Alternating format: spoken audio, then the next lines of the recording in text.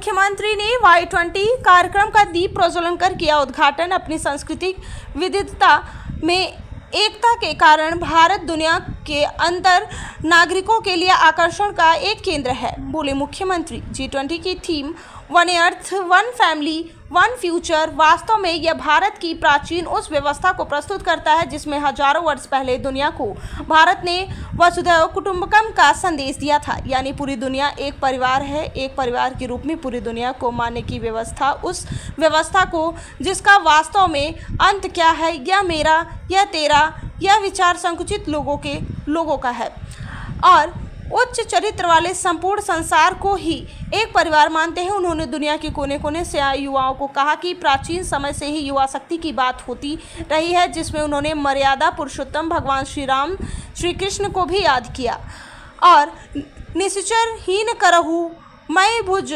उठाए पन कीन है तथा परित्राणाय साधुना विनाशाय च दुष्कृताम धर्म संस्थानार्थम संभवानी युगे युगे का जिक्र किया। उन्होंने दुनिया को निर्वाण का उद्देश्य देने वाले भगवान बुद्ध आदि शंकराचार्य, गुरु गोविंद सिंह, महाराणा प्रताप, शिवाजी, महारानी लक्ष्मीबाई, सुभाष चंद्र बोस, चंद्रशेखर आजाद, ठाकुर रोशन सिंह, भगत सिंह, राम प्रसाद बिस्मिल, विनायक सावरकर, वीर अभिमन्यु, फ्रांस के लुइस ब्रेल, आइंस्टीन सभी के युवा काल के दौरान किए गए प्रयासों का भी उल्लेख किया। उन्होंने Atal innovation mission, startup India, stand up India के तहत युवाओं के लिए प्रधानमंत्री द्वारा किए गए प्रयासों को बताते हुए सरकार द्वारा युवाओं के लिए किए जा रहे प्रयासों का जिक्र किया। उन्होंने आज के युवा को कल के निर्माता बताते हुए कहा कि बनारस का यह प्रवास आपको एक नई ऊर्जा का संचार करेगा। कार्यक्रम में बोलते हुए केंद्रीय मंत्री अनुराग ठाकुर ने मुख्यमंत्री योगी आदित्यनाथ का स्वागत करते हुए उन्हें डायनामिक मुख्यमंत्री बताया तथा प्रधानमंत्री द्वारा पिछले 9 वर्ष में किए गए कार्यों का जिक्र करते हुए अमृतकाल की बात कही गई।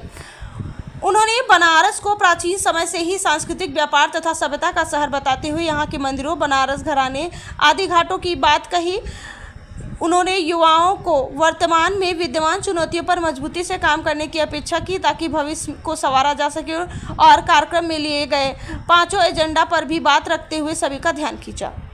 National solar mission, national habitat mission, हरित ऊर्जा के संबंध में भी विस्तार से बातें रखी और कोविड पैंडेमिक के दौरान बड़े देशों से अपनी जिम्मेदारियों से बचने का जिक्र करते हुए कहा कि उस समय भारत ने पूरे विश्व में अपनी मजबूती का एहसास दिलाते हुए सभी को सहायता प्रदान की। उन्होंने लेह लद्दाख में Y20 सम्मेलन का आयोजन को लेकर के पड़ोसी देशों द्वारा किए गए विरोध के बावजूद सफल सम्मेलन की बात कही। उन्होंने कहा कि दुनिया की सबसे बड़ी युवा शक्ति हमारे भारत में मौजूद है। उन्होंने अंत में युवाओं को झकझोरते हुए स्वामी विवेकानंद के प्रसिद्ध कोट, एक विचार लो, उसे अपना जीवन बना लो, उसके बारे में सोचो और सपने देखो, उस विचार के जियो, अपने मस्तिष्क, मांसपेशियों, नसें, शरीर के हर हिस्से में उस विचार को डुबो दो और बाकी सभी विचारों को किनारे रख दो। यही सफल होने का तरीका है। कार्यक्रम को सफल बनाने के लिए मुख्यमंत्री योगी आदित्यनाथ के द्वारा किए गए प्रयासों के प्रति प्रसन्नता जताते हुए आभार जताया। इससे पूर्व रुद्राक्ष कन्वेंशन सेंटर में आयोजित यूथ 20 के उद्घाटन कार्यक्रम में मुख्य अतिथि के रूप में मुख्यमंत्री योगी आदित्यनाथ तथा केंद्रीय खेल एवं युवा मामलों के मंत्री अनुराग ठाकुर सहित अन्य अतिथियों ने दीप प्रज्वलित कर दिया। बताते चले कार्यक्रम में युवा मामलों की सचिव मीता राजीवलोचन तथा Y20 चेयर के अनमोल सोवित द्वारा भी युवाओं से जुड़े इस सम्मेलन के संबंध में अपनी बात रखी गई। अंत में धन्यवाद ज्ञापन Y20 के पंकज सिंह द्वारा दिया गया। गौरतलब है कि G20 के सदस्य देशों, अतिथि देशों और अंतर्राष्ट्रीय संगठनों के लगभग 125 प्रतिनिधि Y20 द्वारा चिन्हित किए गए।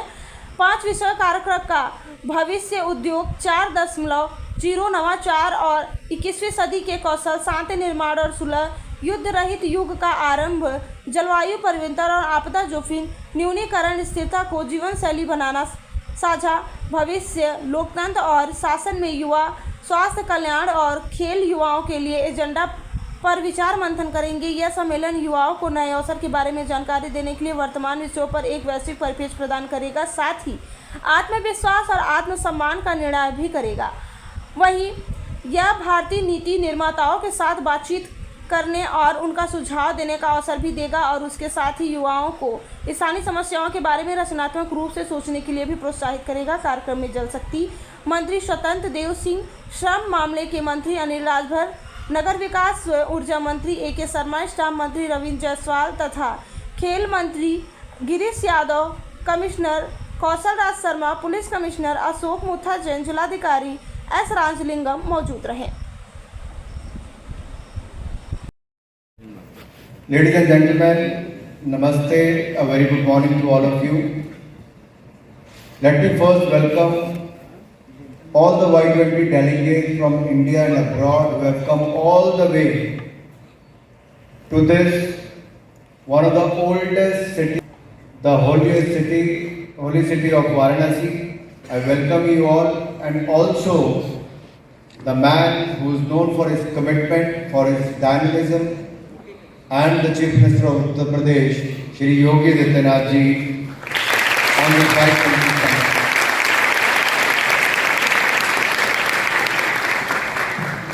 It is a pleasure to be here amongst you all today to address at the inaugural session of the Y20 summit at Varanasi. Today we all have gathered here at this distinguished gathering of the global leaders, the Y20 Summit 2023. As India celebrates the Azadi Ka Amrit Mahotsav, the 75th year of independence, we also have the privilege to host the G20 Summit. The G20 represents a forum for the world's major economies to come together and address the most pressing challenges that we are facing in our interconnected world. Delegates यहाँ पर उपस्थित हुए हैं। सूचना और प्रसारण तथा खेल एवं युवा कल्याण मंत्रालय के माननीय मंत्री श्री अनुराग सिंह ठाकुर जी, उत्तर प्रदेश सरकार में कैबिनेट के मेरे सहयोगी गण श्री स्वतंत्र देव सिंह जी, अरविंद कुमार शर्मा जी, अनिल राजभर जी, रविंद्र जायसवाल जी, गिरीश चंद यादव जी, Y20 समिट के चेयर श्री अनमोल शोभित जी, सचिव युवा कार्यक्रम विभाग कार्यक्रम मंत्रालय भारत सरकार श्रीमती मीता राजीव लोचन जी,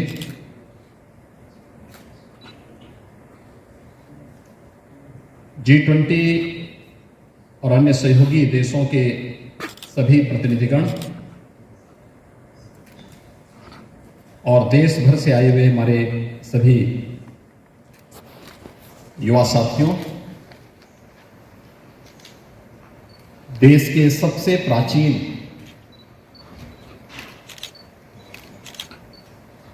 आध्यात्मिक नगरी में उत्तर प्रदेश सरकार और उत्तर प्रदेश वासियों की ओर से मैं केंद्रीय मंत्री माननीय श्री अनुराग सिंह ठाकुर जी का और आप सबका हृदय से स्वागत करता हूं, अभिनंदन करता हूं।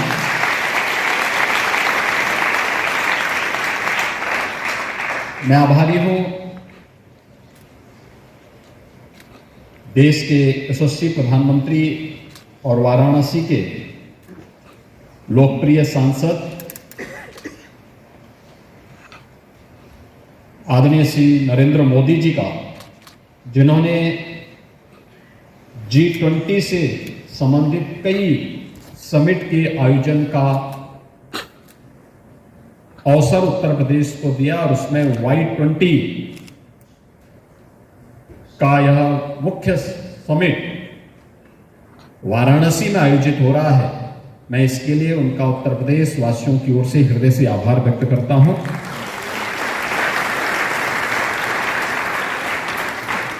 हम सब जानते हैं कि वाराणसी बाबा विश्वनाथ का पावन धाम है। प्राचीन काल से ही धर्म और अध्यात्म की नगरी होने के साथ ही भारत की अध्यात्म दर्शन, शिक्षा, साहित्य और कला की भूमि के रूप में भी यह प्राचीन नगरी जानी जाती रही है।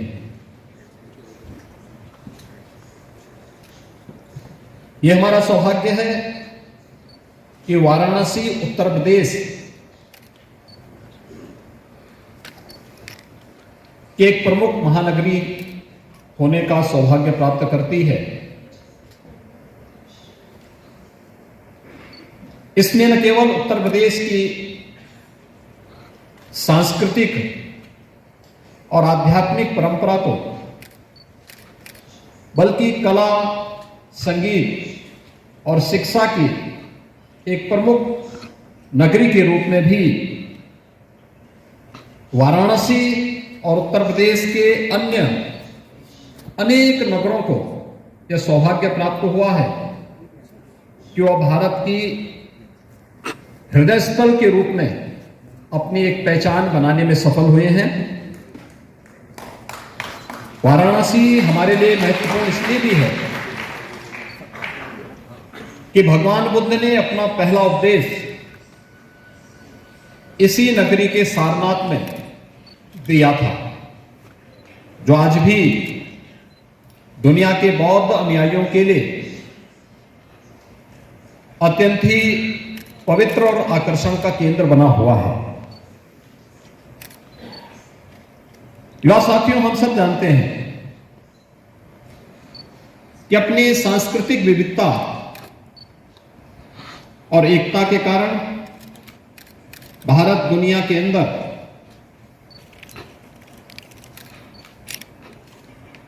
दुनिया के नागरिकों के लिए आकर्षण का एक केंद्र है। लोकतांत्रिक परंपराओं पर विश्वास करते हुए भारत के अंदर 140 करोड़ की आबादी जिस भाव और भंगिमा के साथ भारत की एकता और भारत की अखंडता के लिए अपने यशस्वी नेतृत्व में कार्य कर रहा है, वह भारत को दुनिया की सबसे बड़ी युवा आबादी के रूप में भी प्रस्तुत करती है।